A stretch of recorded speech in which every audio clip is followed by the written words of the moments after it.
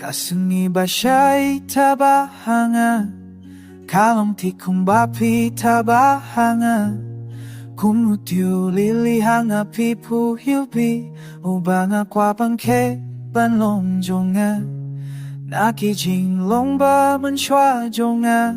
Be mafi ibala ban penkela Naduki por banga kendu yapi Jingim jongas kela Nadon shadong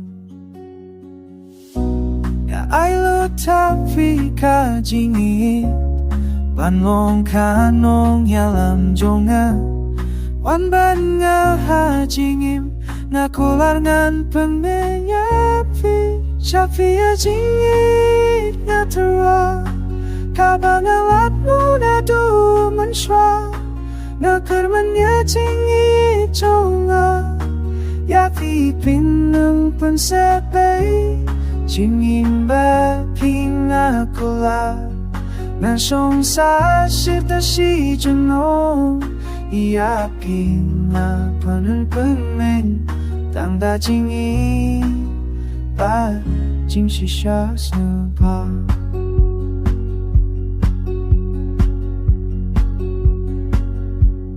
Cintrang yapi na dumanswa Hadon ta nangakam paca Narit ng simban flahaki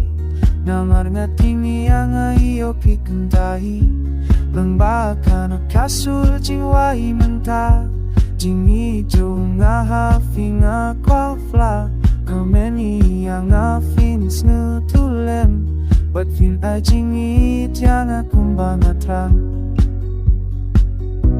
Da ai lu tapi ka jingi Banlong kanong yalam jonga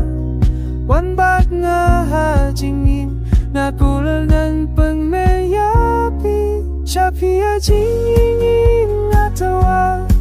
Kabangalat mo na dumuswa Nakamanya jingi jonga Yapi finan pansepay Jingin ba pingapula Langsung sa shita si jonong Yapi na umbangay Tanda jingin ba Jing si siya sumba Kung persentil ba burong Di po bising ibihan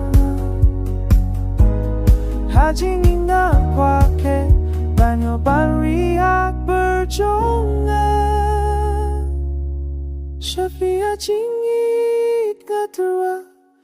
Kabangalat na dumanswa Nakermanya jingit jonga Yapi pinang pensepay Jingin ba ingapulay Lansong sa shita si jonga Yapi nga pinupagmay Lang na jingin ba